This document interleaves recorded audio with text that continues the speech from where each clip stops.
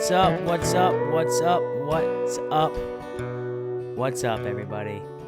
Thank you for tuning in to another episode of Who Gives a Dram? Another week of Who Gives a Dram? We're here. We're ready to rock and roll. I forgot what episode it is, so that's a great way to start the show. That's the best way to start the show. But, you know, it is what it is. We're going to do a quick one today. We're going to do a very quick episode today. Nothing too much. We have a unicorn bourbon for me that we're going to review today. It's one of my unicorns that I found this weekend, and we'll talk about that. And there's not much really to talk about. Not a whole lot happened except for one big thing, and we'll get into that. We'll talk about maybe what's coming up this week, and then I'll let you guys go. As my my seventh grade math teacher used to say, she used to go, "Thanks for stopping by," and then we couldn't leave unless we all said as a class, "Thanks for having us." So, thanks for stopping by. Thanks for having us.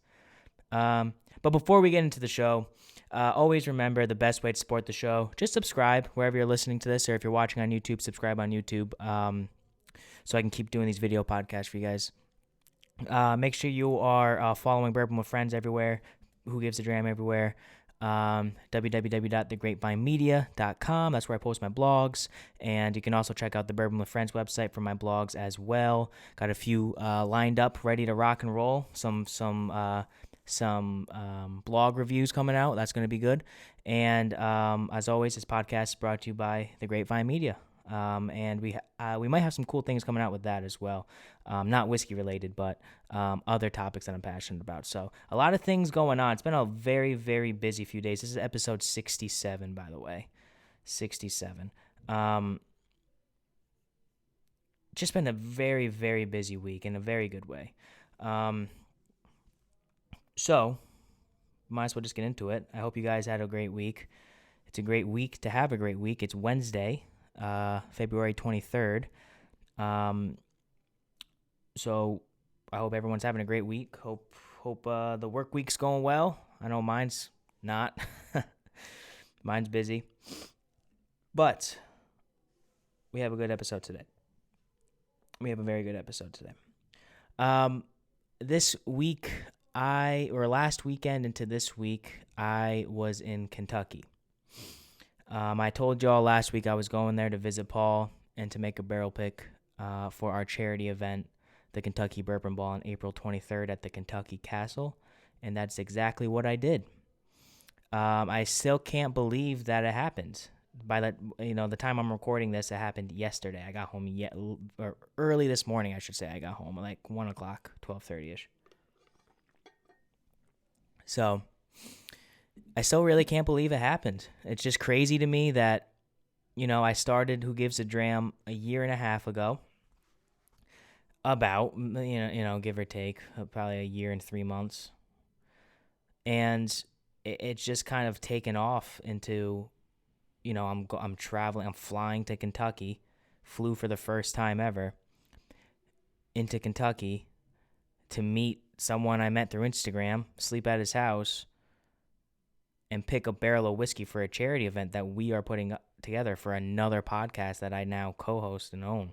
It's just a weird feeling to me, but it's a very fulfilling feeling and a happy feeling. And I knew I was going to like Paul, but getting down there and just confirming that Paul and I are basically the same people with the same sense of humor and the same approach towards whiskey, podcasting, and life is kind of refreshing. So it made my trip that much more enjoyable. I didn't really feel like I was away from home that much. I feel like I know Paul so well already before meeting him. So I was happy with that, and I just feel like that trip kind of cemented in my mind that Bourbon with Friends is a place I need to be, along with Who Gives a Dram. So it just cemented in my head that things are moving forward. Things are moving upwards and forwards in terms of the progression of where I think I am as a podcaster, as a whiskey person. I feel like I'm doing the right thing. So, but I wouldn't be able to do that if it wasn't for people, following me on Instagram and checking out the podcast and downloading the podcast. So that means a lot as well. And it's, when I think of Kentucky, I think of, it's the home of bourbon. And that's where I always wanted to go. I remember saying when I first started this podcast, I cannot wait to do the bourbon trail, which at the time was in my head like Heaven Hill, Buffalo Trace, Maker's Mark, Woodford Reserve. And, not only did I get to kind of see those places for the most part, but going into Green River Distilling Company, picking a private barrel for a charity event we are hosting, speaking with the master distiller, speaking with the people behind Bradshaw, and having that be in real life, not just over Instagram or over Zoom, is profoundly different. It produced a feeling in me that was almost like a flight or fight moment, like a holy shit, this is happening moment. And then getting a private tour of one of the oldest distilleries in America. Getting some really cool bottles that we're going to review on the podcast, on both my podcast, or on both Who Gives a Dram and Bourbon with Friends. The whole experience was crazy, and we're going to start by pouring a little bit of whiskey in my Glencairn to let it sit for a second. We are doing an uncorking today. We are doing an unwrapping, whatever you want to call it. We are doing the infamous, if you're from New England, you know what I mean, Early Times Bottled and Bond Bourbon Whiskey. Coming in at 100 proof, obviously Bottled and Bond. Early Times is just one of those bottles that is highly coveted. It only comes in 1 liter bottles, and I bought this for $21. Down in, I want to say, I don't even know where we were in Kentucky. We were enough in Kentucky where it was Central Time. And me and Paul were happy because we needed to get breakfast on the way to making our barrel pick, because it was like 2.5 hours from where Paul lives. And we got to a McDonald's, and we didn't know this going to this McDonald's. We thought we were going to be getting lunch, but it changed from like 11:30, and then when we got to that McDonald's, it just changed to 10:30. So we were able to get McDonald's breakfast because it wasn't 11 o'clock yet, even though like 10 minutes down the road, it was 11 o'clock. So that was awesome. I don't remember where we were, though, exactly, and where I got this bottle, but Early Times Bottle and Bond was everywhere in every liquor store that I went to down in Kentucky. And I didn't go to many stores, but I went to enough to know that it's down there. It's down there, and it's plentiful. So if you want Early Time Bottle and Bond, you go to Kentucky to get it. Let's do this. Oh, wait a second. Is this a screw top? Uh-oh. Not stopping the podcast. We're having technical difficulties. I'll talk more while I'm trying to open this. So getting down to Kentucky was a problem of its own, right? And if you're watching the YouTube video, I hope you're not laughing at me trying to open this bottle. I thought it was a cork pop, but I guess it's not. Going down to Kentucky was a problem in of itself, and I'll tell you this. So as you guys know, it was my first time flying, and surprisingly, I wasn't that nervous. I was a little nervous the night before, but when I woke up, I made a nice breakfast, and I kind of just reassured myself that thousands of flights go off every single day, so there's literally nothing to be worried about, and it helped. It really helped a lot, kind of my psyche going into the airport.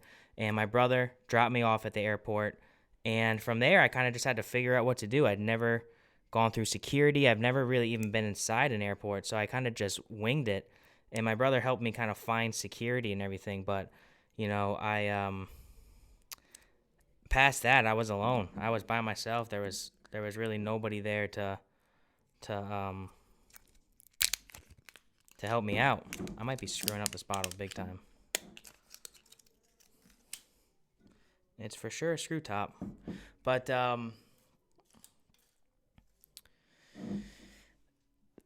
So I get to TF Green Airport in Providence, right? What the hell? I don't even have a towel. I get to TF Green Airport in Providence, and I don't really know what I'm doing. I go to security. I forget to take my shoes off. I gotta get. Hold on a second, you guys. I'm going off camera. This is the first time I'm going off camera.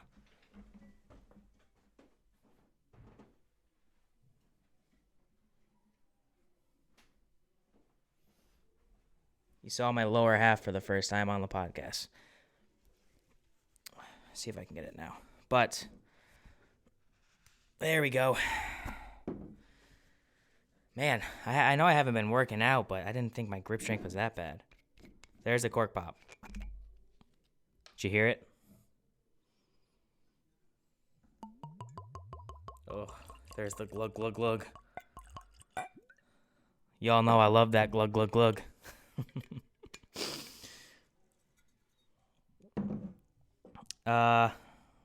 Oh shit. It's a mess.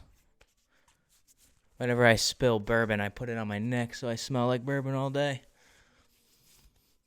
It smell, oh god, it just, honestly, that first smell just smells exactly like the rick house we were in. But going back to my story, so I get through security. I forgot to take my shoes off to start, and so I had to do that. And I was waiting for my flight, and my flight was fine. I was waited there for like an hour and a half. Grabbed a coffee, didn't eat because I didn't want to, take a chance if I started not feeling good. And we took off right on time, boarded the plane, kind of, the plane was tiny. And when we boarded, I was thinking about what song did I want to play. What song did I want to play when we took off?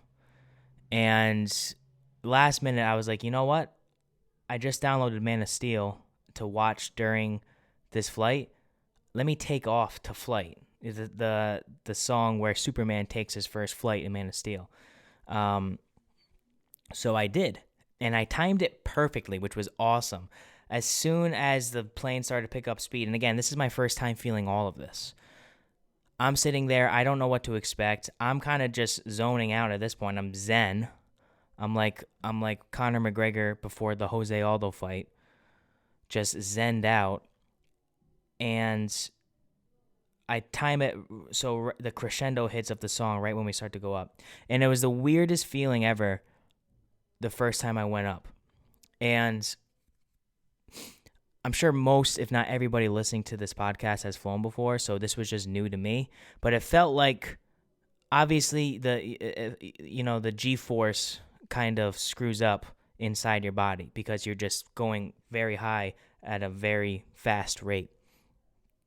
But to me, it felt like the feeling of when you get really drunk and you lay down and close your eyes, but everything is still moving and spinning. And that feeling was very close, not close. It was very prevalent in my mind because that happened to me probably like 2 months ago. So I kind of know what it feels like. So that was the first thing I noticed about flying was when the first 5 seconds you take off, because it's such a drastic change, it felt like I didn't get the spins in my head, but it was more inside me. That's how I translated that feeling. I hope I'm making sense because I don't sound like in my head I'm making sense right now. But it all went good. Landed in D.C. on time, and here's where it started to get tricky, right? So I landed in D.C. I had probably an hour and a half layover from my connecting from D.C. to Louisville.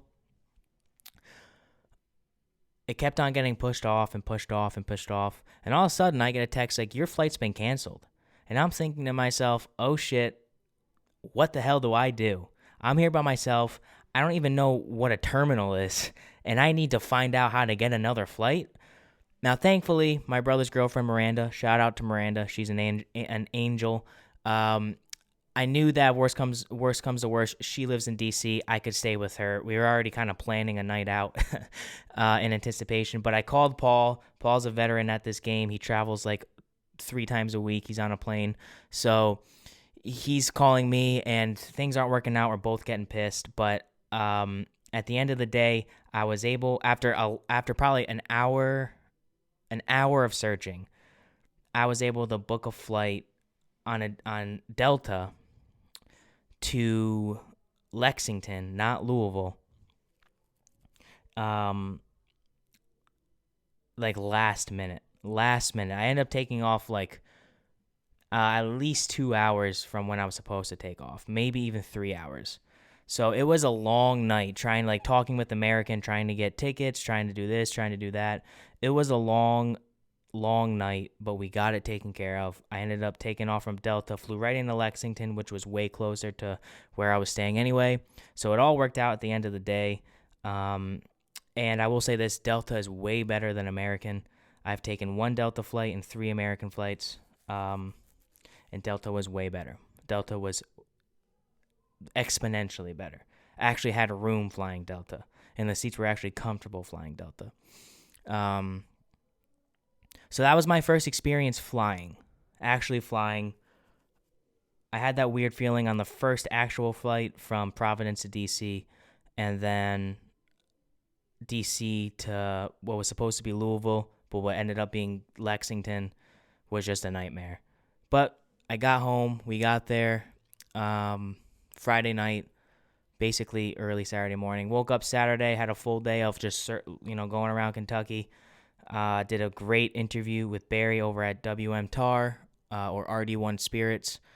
Got some fantastic bottles from him, so we're going to be doing that on the podcast soon, both on Bourbon with Friends and here. So be on the lookout for that. WM Tar, one of the oldest brands in bourbon, one of the oldest names in bourbon. Just a very, very significant piece of history there. And we got to try a lot of their whiskey. Paul and I went out in downtown Lexington for a little bit. Earlier in the day, we went to Buffalo Trace, and I remember standing outside Buffalo Trace. We open the door. We get out of the truck when we get there, and the smell of just all the malt and the oak and the mash. It just was overwhelmingly satisfying. It's like one of the best smells I've ever smelled. So I'll never forget that smell. That first time walking out, stepping out of the truck into Buffalo Trace, and we only went to the gift shop. We didn't have a tour or anything set up, but just walking out there was a game changer for me. It made me fall in love in whiskey so much more. Now, was it packed? Yeah, and I mean, I don't even want to know what the wait would have been for a tour, but it was packed, but it smelled great. So we went there. We visited Castle and Key, which, if you've watched the documentary Neat on Hulu, then you know it's the old Taylor Distilling Company, renovated. They're doing some good stuff there. We just went to the gift shop, checked out the grounds. It was awesome. It's literally an old, beat up distillery that's been renovated to put out this new product. Then after that, we would stop by Woodford Reserve, just in the gift shop. Nothing major, nothing too crazy. And I think that's the only 3 places we went on that day, because we had to go and record that night, record a podcast. But then we went out to, I forgot what the bar was called in downtown Lexington, but I had a pour of Blanton straight from the barrel, which was insane. But I remember not being totally overwhelmed by it, like the price tag warrants. But it was just a really nice treat to enjoy while in Lexington, while in Kentucky. It was just a nice kind of cap on my first night out there. And then Sunday, didn't really do much, kind of just hung out. Monday or yesterday, we went out to Owensboro, went to Green River Distilling Company, and did our barrel pick, which was amazing. Was with Jacob Call, the master distiller at Green River Distilling. And we were with the CEO of Bradshaw Bourbon out there, and we were with a few other people making this barrel pick. and it was the first time Paul and I had ever made a barrel pick. So that was interesting in its own right, trying to pick out, a barrel that both me and him liked and that the master distiller, Jacob, thought was a good barrel. We had 3 barrels to choose from, and we ended up going with barrel number 3. And I'm forgetting what the exact mash bill was, but it's high corn. I know that for a fact, and it's a hitter. It's a hitter. Me and Paul both decided that it was the most well-rounded pick of the 3. I thought number 2 had a better nose, but I thought number 3 had the better palate. And number 1 was kind of just a toned down number 3. But without going into too much detail, it was just a fantastic pick, I think. I was a big fan of it, and I can't wait to get the bottles made, get the bottling process started, get it made, and get that ready to rock and roll for April 23rd. And this was all for our Kentucky Bourbon Ball benefiting Folds of Honor, which is a charity event that Bourbon with Friends, Paul and I are hosting to raise money for Folds of Honor, which is a veteran military centered charity organization that does fantastic work. And we've got some really, really big news coming out involving the Bourbon Ball. So be on the lookout for that. I don't want to announce it here. I want to announce it on the Bourbon with Friends page, and it's not even set in stone yet, but we potentially have some really, really big things and people coming to that event. So you can visit Bourbon Ball KY on Instagram, and there's a link in our bio to buy tickets if you're in the area and want to come. I'd recommend traveling to come to this event because there's going to be a lot of cool people there. Jackie Zeiken is doing our VIP tasting. She's the master taster for Old Forester. She was the star of the Netflix documentary, the Hulu documentary Neat, which has kind of become profound within the whiskey industry. That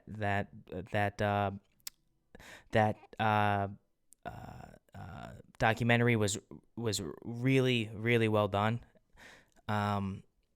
And there's just so many cool people coming. Cash Daniels is emceeing. Bill Binder will be there. And just so many other cool people from the whiskey industry, from the whiskey world, from the whiskey community on Instagram. It's going to be a blast. And then Paul and I will be there hosting. So that's what this barrel pick was for, but it will be available. Hopefully, we can sell it outside, but I'm not really sure how that's going to work yet. But that was kind of a synopsis of how this weekend went and the end of last week. There wasn't anything really of note happening outside of that. Nothing really in the movie world that I know. Batman is edging closer and closer and closer, and I cannot wait to go watch that March 3rd.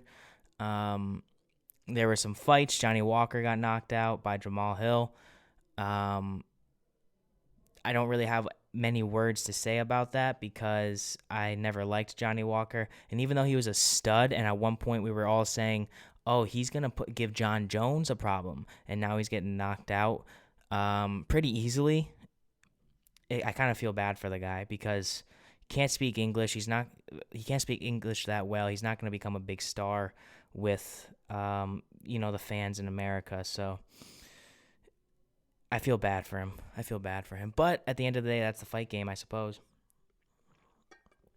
This weekend we have Bobby Green versus, we have not Sabit. Who is fighting? Islam Makhachev, the beast Dagestani at 155 pounds, fighting Bobby Green, who's stepping in on 2 weeks' notice, and I'm very interested in that fight.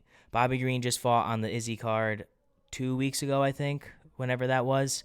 Looked great, and I think he's a wild card. I don't know if he's necessarily going to beat Islam, but I mean, Bobby Green is quick. He has great hands. He's tough. He's game. It's short notice. He has nothing to lose. It's at a catch weight. It's short notice. I'm sure Islam is a huge favorite. I wouldn't be afraid to put a little bit of money on Bobby Green for this. Now, at the end of the day, do I really think Bobby Green's going to win? No, but I do think he's a wild card. He's what it feels like. It just feels like one of those fights where something big can happen because it's just so close to Bobby Green's last performance, and Islam, doesn't fight too often. It seems like the perfect scenario where Bobby Green could pull off this major upset and propel him really realistically into a title shot potentially, or very close to one. So that's happening this weekend. I don't know if there's really anything much else happening this weekend. There's no movie releases. No shows are on right now. So I think that's it. Let's get into the whiskey review. Early Times Bottled and Bond. A Brown Forman Distillery product. Again, it's 100 proof, bottled and bond. 4 years old. The mash bill is 79% corn, 11% rye, and 10% malted barley. And MSRP on this is, they say, $25 for a 1 liter bottle. I bought this for $21. It's also 1 liter. Cannot find this in Connecticut, Rhode Island, and the Northeast. And if you do, it's probably going to be way overpriced. But in Kentucky, it flows like the limestone water. Like I said, $21 for a 1 liter bottle of greatness. I did have a little bit of this while I was in Kentucky, but it was with a cigar after drinking most of the day, so I don't remember it that well, so I'm excited to actually get a proper tasting right now. Early Times was, at one time, the highest selling whiskey on the market. In 1953. It was the most popular and highest selling whiskey in America, which is crazy for me to think about. That Early Times, at this brand that is now kind of considered bottom shelf, but like the top of the bottom shelf, is at one point the most popular bourbon in America. There is kind of just an old style whiskey to this. You'll see Early Times. That is a bottom shelf whiskey. I've never had it, but this is the one you want to get if you are looking to get something. This is the Bottled and Bond. This isn't I think it's a black and orange label, just the regular Early Times. So what do we got here? I'm kind of reading a little bit about it because I don't know much. We all know what Bottled and Bond is. It's got to be, aged in a federally bonded warehouse. It's got to be a product of one distillation season from one distiller at one distillery, aged at a minimum of 4 years, and it has to be a bottle at exactly 100 proof. It's got to say exactly where it was distilled from and where on the label. So there's very strict rules when it comes to Bottled and Bond. We've talked about this in past episodes. It was actually cool when I was at Buffalo Trace. Right outside the gift shop is the bonded warehouse. So that's where you're just like, oh, that's where all the kernel is. That's where all the E.H. Taylor's being aged. All that warehouse C or whatever. That was cool to see. The amount of huge warehouses Buffalo Trace has is mind-boggling. So that's what we got here. That's what we got for our whiskey this week. What's it say right there? It says generations of experience in crafting fine whiskeys, Early Times, old style, Kentucky straight bourbon whiskey, bottled and bond. Louisville, Kentucky. Let's get right into it. Let's give it a little sniffy poo.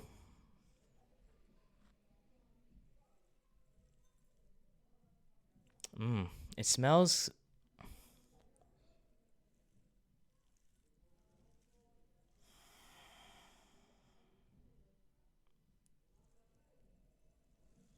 Not much to it on the nose, honestly. It's got a lot of bright, like, fruit, floral notes and a little bit of caramel.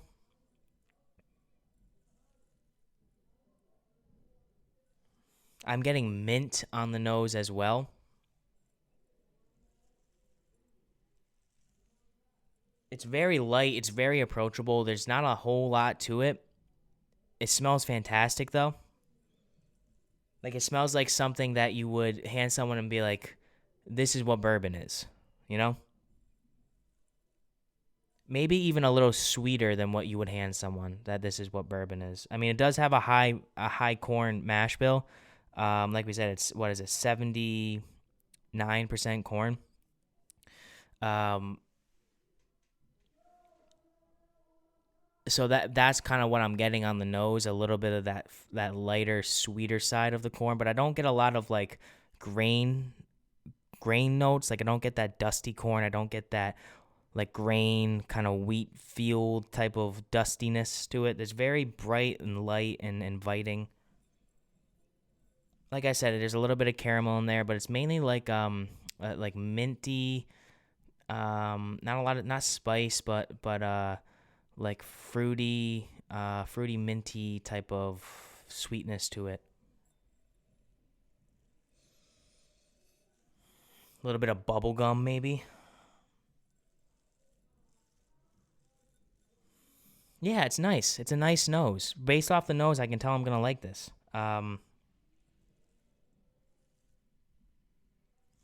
Let's drink it. Let's drink it. Cheers, you guys, to another week of Who Gives a Dram. Drinking some whiskey. Early times, bottled and bond. The unicorn of the Northeast.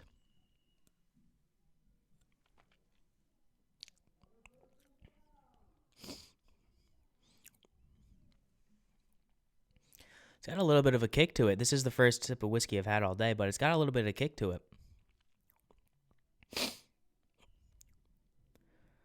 Little rye spice on there. I'm getting that rye spice kind of up front almost. But oh, candied notes on the nose now after I let it like after I drank it, went back to a smell, candied notes on it.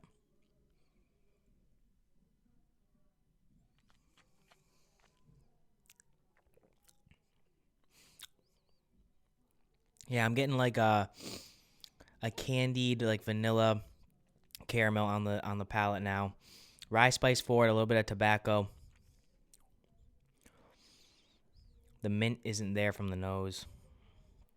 I I don't know if I'm supposed to be getting as much rye spice as I'm getting, but it's coating my mouth with that entire rye like aspect. Like it's really covering my entire palate with it with that kind of nice little light spice. It's really really nice.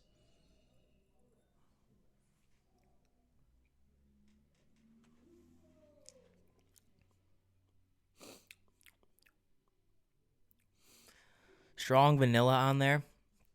It's got a little bit of a light finish, nothing too harsh. Doesn't really stick with you for as long as some other 100 proofers do. But it's got that nice overall overarching light inviting candied vanilla caramel to it. A little bit of tobacco sweetness in there, but the rye spice is what kind of surprises me on this. It's much more prominent than I thought it would be for a what is it, 79% corn mash bill? Yeah, for 11% rye. Um, and most Brown Forman products, now I think about it, are 72% corn, if I'm not mistaken. I think Woodford is 72% corn. I know Old Forester is high rye for the most part, but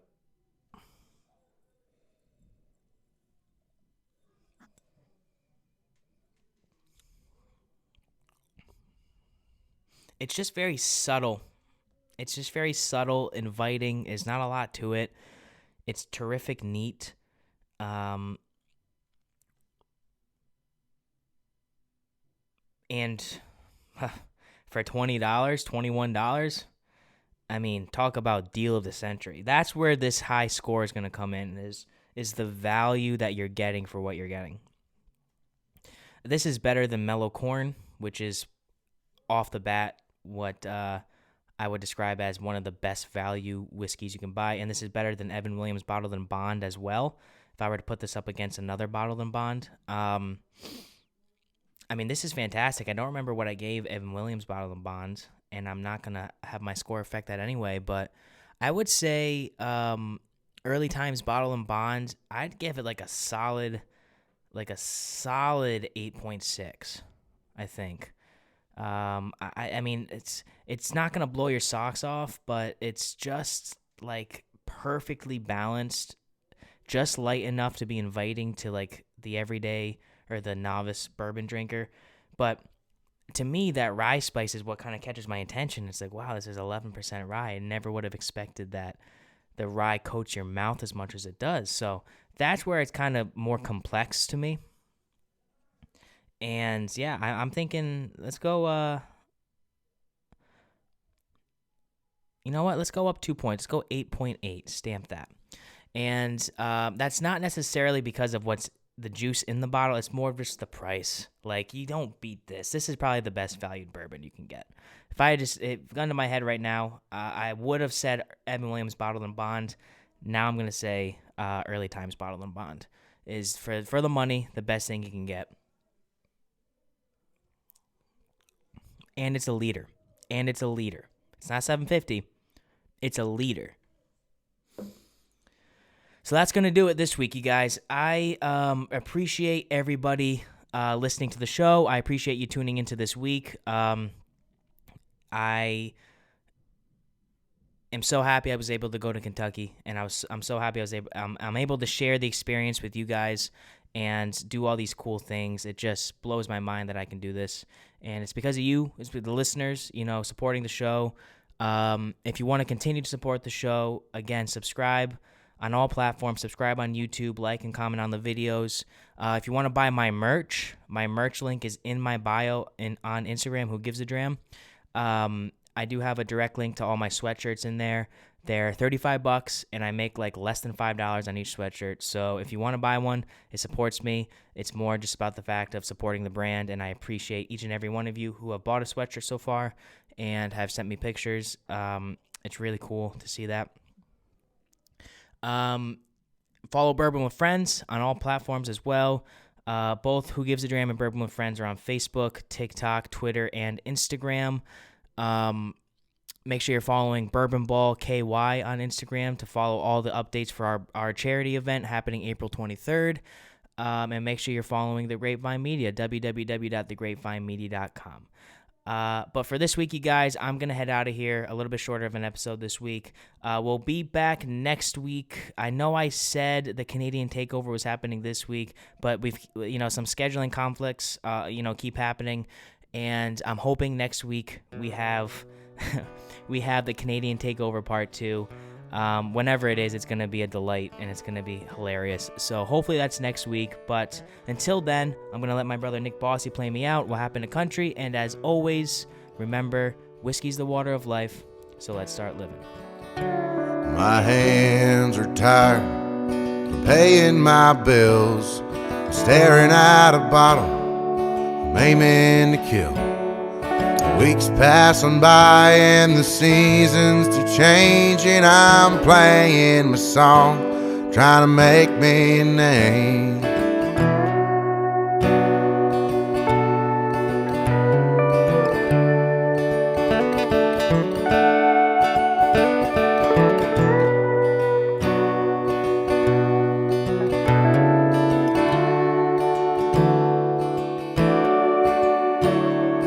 People say as they walk out the bar, the kid's gone places, maybe even a star.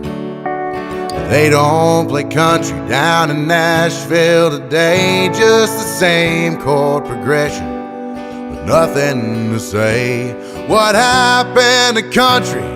3 chords and the truth. And who's gonna step up and fill their big shoes, writing songs about outlaws, singing all night, and songs that'll make a grown man cry.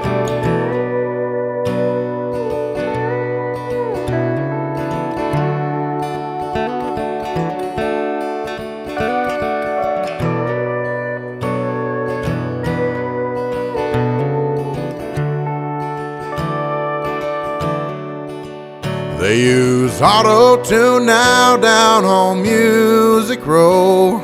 'Cause true country died there a long time ago. No, they don't play Waylon on the boulevard, but they'll do anything to be rock stars. What happened to country? 3 chords and the truth. And who's gonna step up and fill their big shoes, writing songs about outlaws, singing all night, and songs that'll make a grown man cry.